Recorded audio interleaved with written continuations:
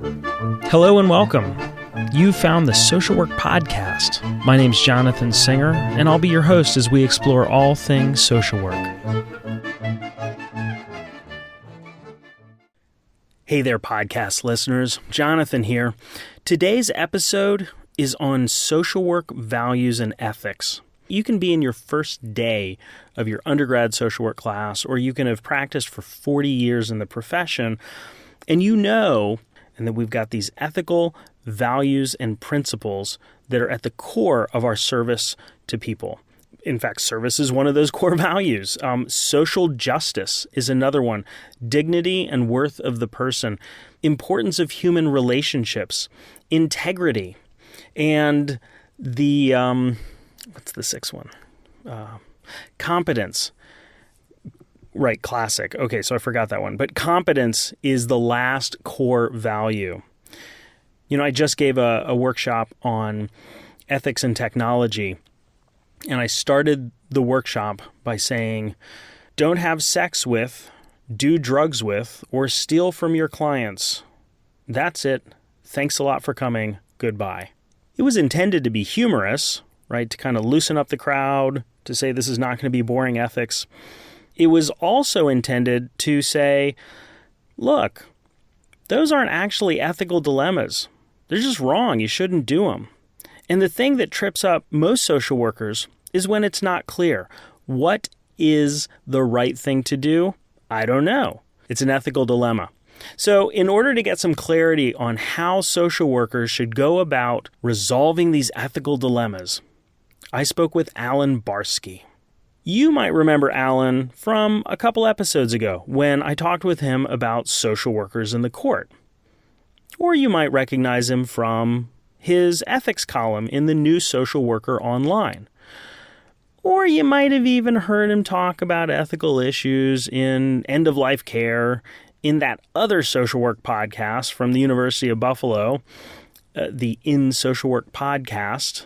It's a fabulous podcast. If you don't know it, check it out. Or you might know him from his books, Clinicians in Court, or the book that we are going to be talking about today, Ethics and Values in Social Work. Clearly, Allan is kind of ubiquitous when it comes to ethics, so I figured he's a good person to talk to. So we started our conversation today talking about his model for resolving ethical dilemmas. He gave some examples about what an ethical dilemma is. We talked about dual relationships, and we talked about the difference between boundary crossings and boundary violations. Allan identified and described the 6 stages of his ethical decision-making model, and he clarified and emphasized that his model, rather than being simply this rational problem-solving model, was a relational approach to resolving ethical dilemmas. And then it got fun. And about 13 minutes into our discussion, Allan kindly agrees to do a role play with me so that I can get a better sense of how this thing works in practice, and so that you can hear how Allan uses his model to resolve an ethical dilemma. And I picked kind of a juicy ethical dilemma. I think you'll appreciate it. So then he dissects what we just did in the role play. And we talked about the role of power in ethical dilemmas, in the provider-client, as well as the supervisor-staff relationship. And then we ended, as usual, with some resources for those of you who are interested in knowing more. And so, without further ado, on to episode 78 of the Social Work Podcast, Social Work Ethics, an interview with Allan Barsky. All right, Allan, thanks so much for being here and talking with us today on the Social Work Podcast about ethics. And my first question for you is, what is an ethical dilemma? An ethical dilemma is a situation where there's some sort of tension. It could be that there are two ethical standards or rules and they conflict, or we might have a conflict between our values and our clients' values, or our obligations to the agency versus the obligations to the client, or perhaps even to our own religious or cultural beliefs. So it's some sort of tension where there isn't a perfect answer that satisfies all of our obligations and all of our ethical and legal directives. And so it's a dilemma because there's no clear answer. Right. There's a lot of ethical issues that aren't clearly dilemmas. If you look at what am I supposed to do if a client is actively suicidal or threatens to hurt their children, and there's pretty clear directives on what to do, and it may be difficult to do those. But in a true dilemma, you're right, there isn't a clear single answer that satisfies all of the different ethical and legal imperatives. So I know that students oftentimes say, well, I can't come up with an ethical dilemma. Do you have an example? Some of the classic ethical dilemmas are the things that are really the hot button issues in the public. So there are issues like end of life decision making. If somebody is at an end of life stage, do they have a right to terminate their life, or some people would say commit suicide? And so there's a real tension between people's religious beliefs, professional beliefs, and what would a social worker do if they were either pro-life or pro-choice on that sort of issue, or on an issue like abortion. So those are the ones that are easiest for people to understand. Social workers occasionally get dinged, right, for violating the code of ethics. And so what are the ethical issues that most often come up? Right. I serve actually as the chair of the National Association National Ethics Committee, and one of the main issues that comes up is boundary issues. People who take on dual roles, they are the social worker for the client, and they do something like lend them money or offer them help outside of their professional role. Some people getting romantically involved. So things that you wouldn't think they're not ethical dilemmas. We have clear boundaries about what we should do or shouldn't do as social workers, but there's still a number of people who do get involved in inappropriate relationships or cross boundaries that they shouldn't.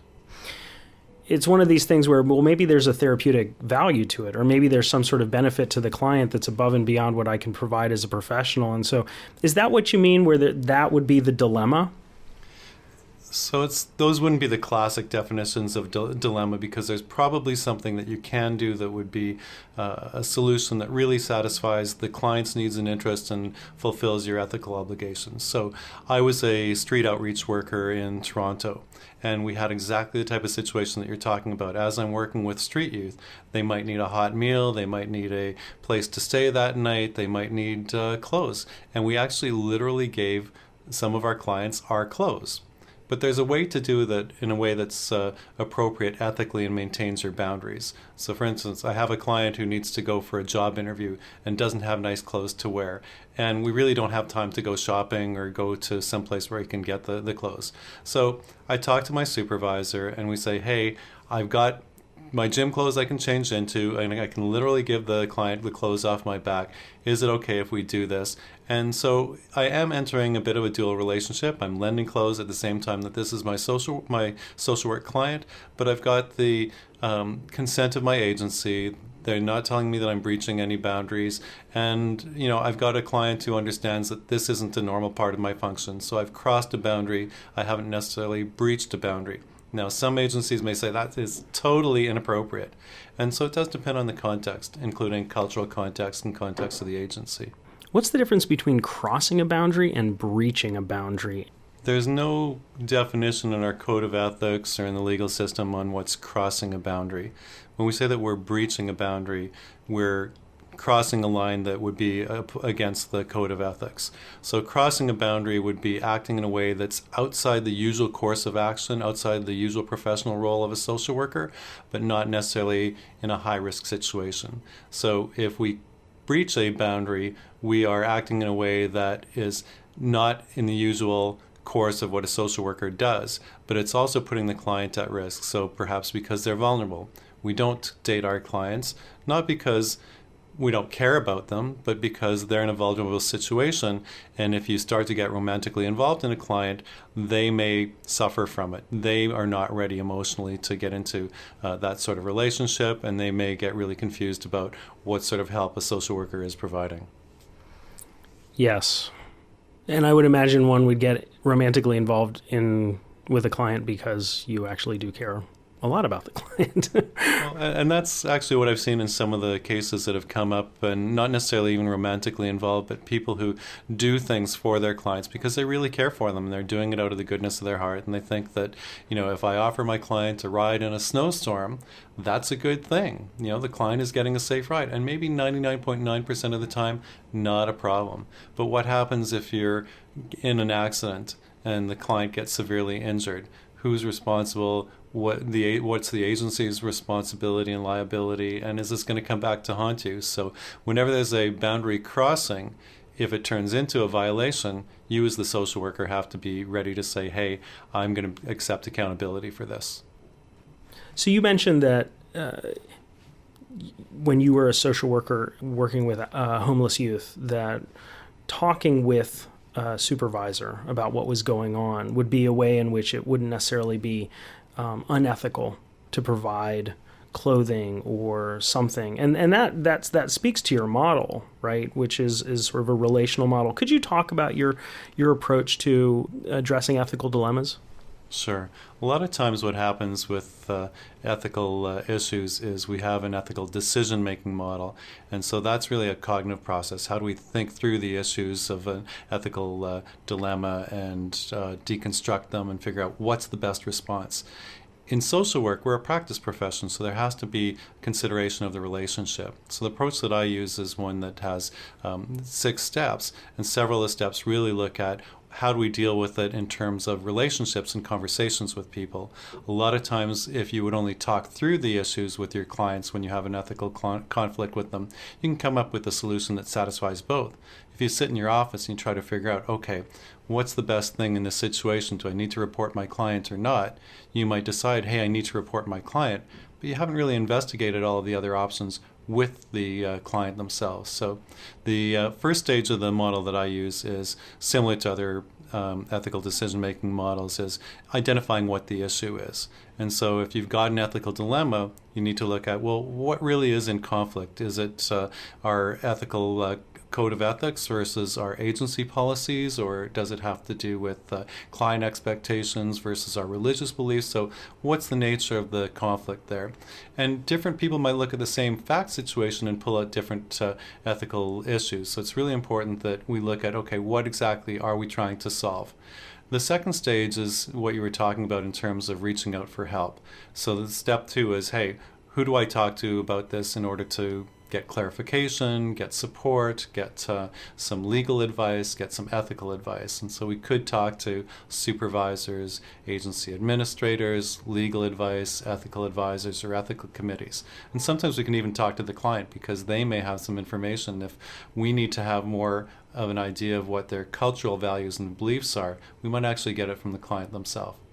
The next stage of the process is that critical thinking. So how do we look at the ethical issues from the perspective of what are our obligations, what are the options that are available, doing some self-reflection to see what are my values and beliefs and how do they affect the way that I think about it. Then also doing some perspective taking, looking at it from the perspective of the agency, of the community, of the social work profession, and whoever else might be involved. And then we might look at, if we have to make a choice between different perspectives, which of those perspectives really helps us most with this particular scenario. Once we have an idea of what the options are and the directions that we might go or the factors that have to be part of the consideration, the 4th stage is the conflict resolution stage. So we have to look at how do we have conversations and with whom. Now, a lot of times people think, well, if it's an ethical dilemma, then we need to have a debate. But a debate has a winner and loser. So my preference is to look at, well, how do we have conversations? How do we have dialogues? How do we do conflict resolution in a way that looks at people's underlying interests and tries to come up with consensus? And we know that there's lots of conflict resolution approaches out there and conflict resolution theory, so why not bring that in and make use of that with the ethical dilemma that we're working with? The 5th stage of the model is, once we've got a resolution, how do we implement it? So we need to have plans to make sure that whatever we decide, whether it's you and your agency or you and the client or you and the community, how are we going to make sure that it's going to have as much chance as possible of succeeding? So we want to be able to monitor it. We want to decide who's responsible for doing what. How does it actually get implemented? And then the 6th and final stage is the evaluation and follow-up. So what happens after you've implemented it? How do we make sure that whatever our ethical goals were achieved? If they weren't achieved, what could we have done differently? And from a macro perspective, what do we need to do differently within our agency, within agency policies or laws or community approaches to dealing with the issue? Because a lot of things come up again and again and again, so why keep facing the same ethical issues and dilemmas over and over and over again when we might be able to do something that's corrective? So it sounds a lot like problem solving, in the sense that you identify the problem, you come up with some solutions, you evaluate, you implement them, you evaluate them. Am I hearing that correctly? Is there a piece that is different that I'm missing? Absolutely, it's problem solving, but it's also problem solving not by you alone, but you with people around you, who may include the clients and others. So we don't just take responsibility, hey, I know the ethical code and I'm the professional, so I'm the one to make decisions. We empower our clients and we empower everyone that we're working with to resolve those issues together. And it might even be more solution focused than problem solving, because a lot of times when ethical issues come up, we look at all the bad things that can happen. We should also look, just like from the social work strengths perspective, what are the possibilities? This is an opportunity for something wonderful. A lot of crises are actually opportunities for something positive. So can you recap, can you summarize those 6 stages again? Absolutely. Stage 1, identify what is the ethical issue or dilemma. Number 2, what is the sources of help that you can use to help you resolve the dilemma or think about the dilemma. Stage 3, critical thinking. How do we think about, how do we analyze, how do we try to problem solve around the dilemma? Step 4, conflict resolution. Once we know what are the factors that we need to consider and how it might be analyzed and resolved, how do we work with our clients, our agency, and others in order to come up with some sort of consensus approach if possible? Step 5, how do we implement the decision? Who's responsible for doing what? How do we implement the decision and make sure that everything gets done in the way that's likely to be most successful? And the 6th step is evaluation and follow-up.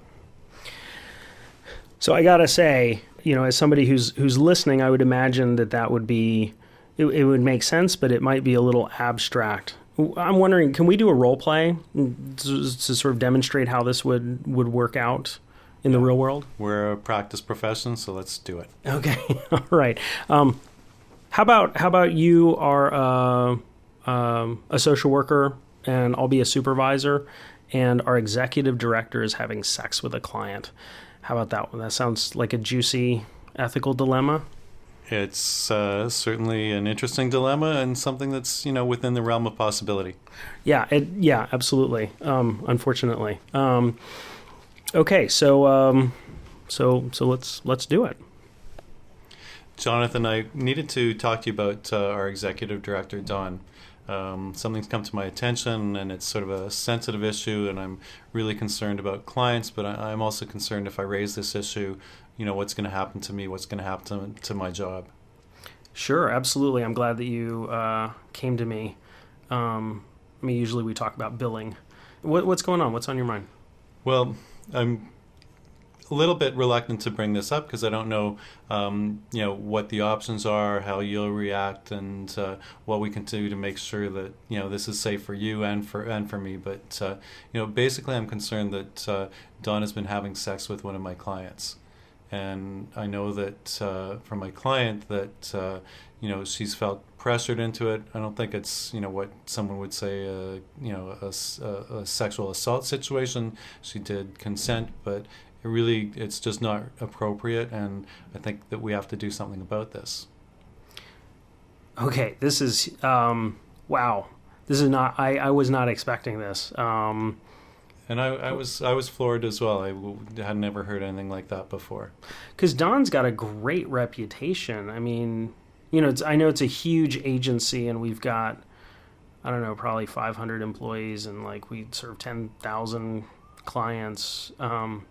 I've never once heard anybody say anything bad about him. Are you sure that this is going on?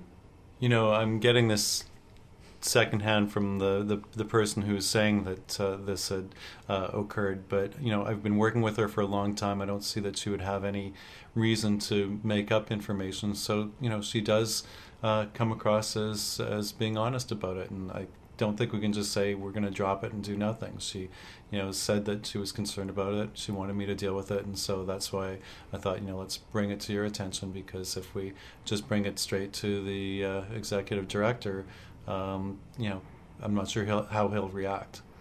Well, I'm very glad you didn't go straight to Don. I think, wow. So wait, does anybody else know about this? Because this could be devastating. I mean, this could be huge for the agency if it turns out to be not true. I don't even want to think about that. Whether it's true or not true, it can have an impact on the agency. So, I don't know that my clients told anybody else. I certainly haven't told anybody else. But, if one of the things that you want me to talk about is, talking with her about how to bring this up without going directly to the news, then, certainly that's a possibility. We have to look at what's, the most important thing here. So, today is our discussion really about keeping this quiet, or what's really the issue that we need to deal with here? Yeah, no, I mean, obviously our clients' needs come first. So, I guess I'm just concerned about liability. I'm concerned about what might happen to your job and my job. Of course, I mean, I'm also concerned about Don, because I think he's done a great job in general. And, and as I'm talking about this, is it even clear that he knows that this woman is a client of the agency? He doesn't do direct service, right? The woman is your client, not his client. They met here in the agency, so he would know that she is a client. Okay, all right. I think, though, you picked up on a couple of things. So, we need to be concerned about this particular client's safety and emotional well-being. We have to be concerned about the agency itself and its reputation and ability to be trusted by clients and also by our funding sources. And we also have to be concerned that, Don gets a fair hearing in this as well, that we're not just making accusations and putting his reputation on the line. So I think there's a number of different things that we need to be concerned about there. Are there any other factors that we need to consider? I'm always... I hate to say it, but sort of, as management, I'm always thinking about the agency, and I'm wondering if we should get our legal counsel involved in this. Okay, so one possibility for additional help is to bring in legal counsel. Is it possible for us to consult with legal counsel without Don knowing, or is that as soon as we talk to legal counsel, he's going to know what's going on, and that's going to affect things? That's a good question. Well, I could talk to my supervisor, the associate director. His wife is a lawyer. I wonder if we could talk to her. Okay, so it is possible for us to look at attorneys outside of the agency, but maybe aside from the legal aspect of it, we can just sort of think through, what are our goals and what are some of the options. So, we do have an agency policy that says that we're not allowed to have personal relationships or sexual relationships with clients. And I think that applies to Don as well as to the frontline staff. Yeah, well, I mean, and he is a social worker by training, so... Okay, so it's part of his code of ethics as well. Code of ethics, yeah. Okay. But at the same time, you don't want to do something that ruins somebody's reputation. And we also want to make sure that the client is on board with whatever we do. So maybe what we can look at is, what are the different processes for bringing this issue forward? Is it a matter of we go up the chain of command and you talk to the associate director and he could bring it up higher? Do we go to the board of directors because they're the ones who are responsible at that higher level? Or, is there some sort of grievance process that we have or should have within the agency where these matters can be brought up? Or can we offer something that's more private situation like mediation or some sort of process where it can be kept quiet, it doesn't have to go to the public and maybe not even have to go to the board of directors? I think part of me wants to do it quietly. with mediation. And, I got to be honest, I'm still reeling from this news. This is a lot to take in. But we do have the clients, the consumer complaint department. And I think that would, I don't know if this is ever, I could call the officer. I could call that officer and just sort of hypothetically say, is this something that you guys would typically deal with? So we don't really have to disclose which social worker, which client is involved, and at least get some consultation on what are the options available for bringing this up, and is there something where we can bring it up where the client is safe, and we can also give the director a fair opportunity to respond as well. Yeah, I think that would be the best way to go about doing this. Yeah. Okay, so it sounds like the next step is for you to talk to them about what the process is, how it would get initiated, and in a hypothetical situation, what might be some of the challenges and what might be some of the opportunities as well. Mm-hmm. Now, so you said you haven't talked to anybody else about this, right? Nobody within the agency. Okay. Just the client. Okay, all right. I want you to make sure you don't say anything to anybody until I get back to you on this, okay? Yeah, if we can, work this out, if you're able to get me some information in the next day or two, I don't think the client is pushing that quickly, but does want a resolution soon. No, absolutely. I'll call as soon as we finish this meeting, because this is important. Well, I appreciate you coming to me with this. And in retrospect, I do wish it had been a billing issue. Those are really boring, but at least I understand Medicaid. So, and I'll get back to you on this. Okay, thank you. Thanks for following up too. And scene. Okay, so let's pretend that this is like, Sports Center or whatever. Let's rewind the videotape. What just happened here? Talk us through this. One of the things that sometimes happens is there's power issues in relationships, and so things can be uncomfortable. So when I'm playing the social worker and I'm looking at, well, how do you bring up an issue against the executive director, the person who has the power to hire, fire, and assign you to things that you like or don't like within the agency. So it's part of it is a power issue as much as anything else, and I'm not really certain how my own supervisor is going to respond. Hopefully I've got a good relationship and can trust.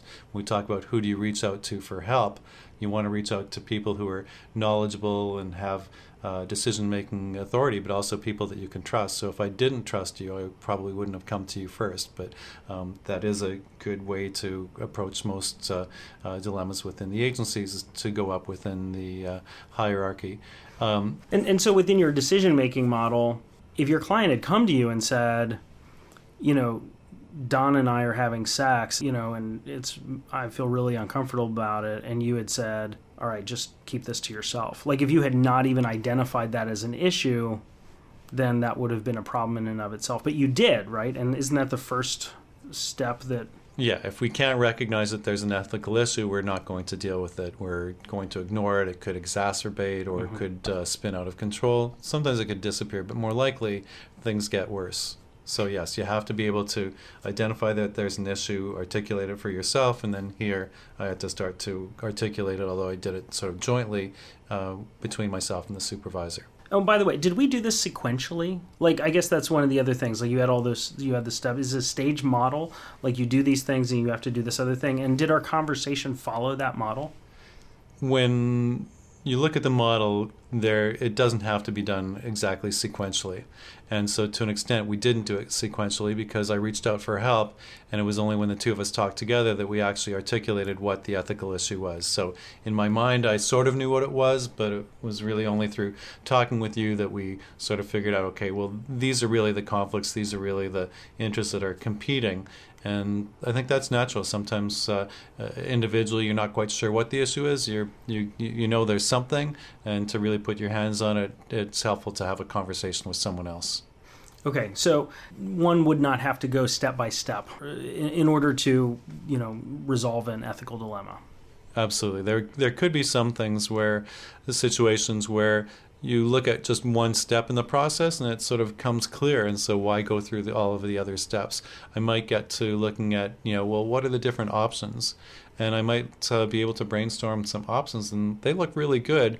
And there's one that just sort of emerges as the best one, and I don't even need to consult with my supervisor or anybody else.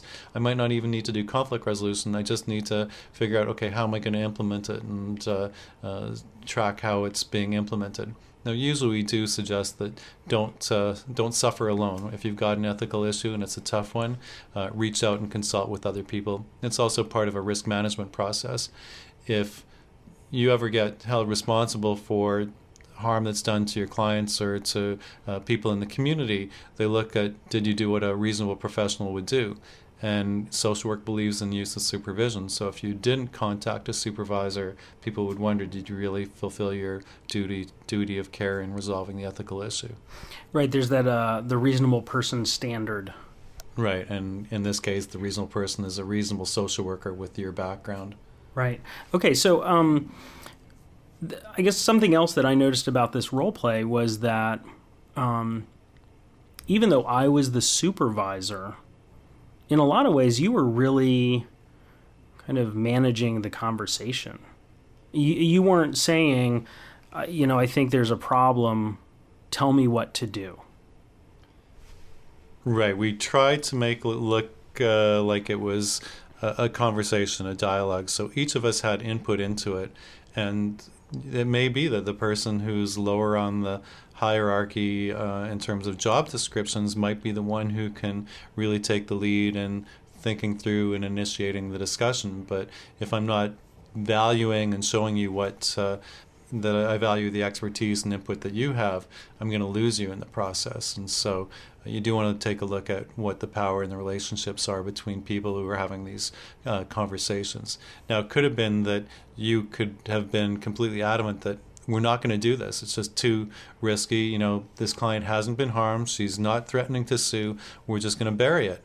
And so then there might be a conflict, because I would say, you know what, I don't think that I can live with that. I've got a client who has been inappropriately treated, and it may not be just her, it might be others. And you might be very protective, and you might have good reason to be. Maybe the agency is struggling, and if we lose any more funders, then the agencies could go under. So you might have a pragmatic concern.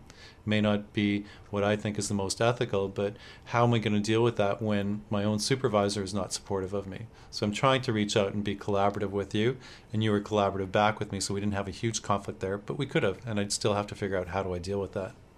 Well, that was one of the things that I noticed about your affect, your presentation, was that clearly I was anxious.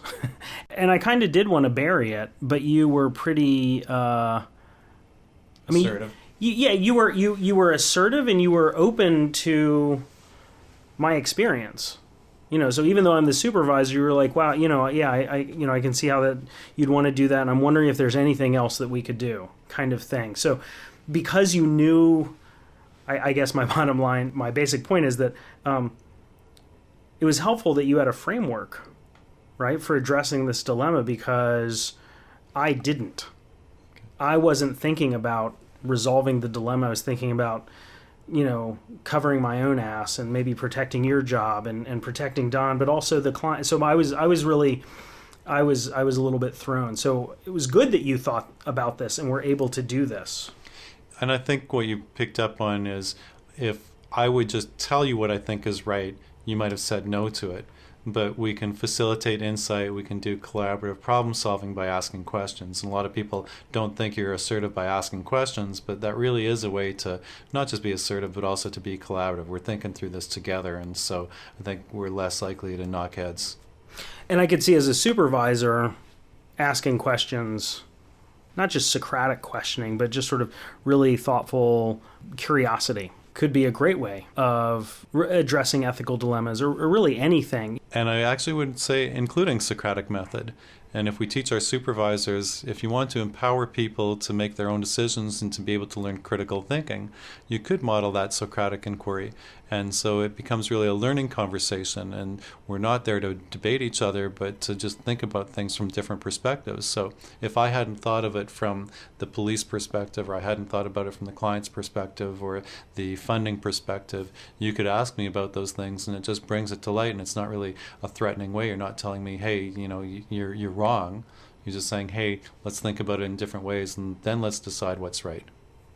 So, Allan, first of all, thank you for talking with us about ethical decision-making, about your collaborative model, for doing the role play. You have a book, right, through Oxford, Ethics and Values in Social Work, and you have other resources. Could you talk about those briefly? Sure. There's a number of great scholars, Rick Reamer, Kim Strom-Gottfried, Elaine Congress. Also for resources, just look to the NASW website. They've got Legal Issue of the Month. They've got law notes.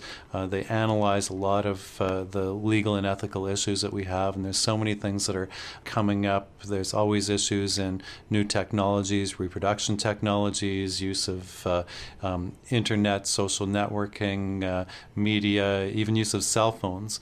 And so it's good to keep abreast of what's the latest and greatest information and support in those types of areas. There's also an association called the Association of Practical and Professional Ethics, and they're interdisciplinary, so that's usually a nice way for social workers to learn to think about things from different perspectives. And many communities have universities that have bioethics committees and organizations, so you might even just look to your own communities and see what bioethics organizations are in the universities or hospitals. And I encourage folks to go out and get your book, because it goes into much more detail about all of this. So thanks a lot. Thank you. My pleasure. I'm Jonathan Singer, and thanks for being with me today for another episode of the Social Work Podcast. If you missed an episode or have suggestions for future episodes, please visit socialworkpodcast.com. If you'd like to support the podcast, please visit our online store at cafepress.com/swpodcast. To all the social workers out there, keep up the good work. We'll see you next time at the Social Work Podcast.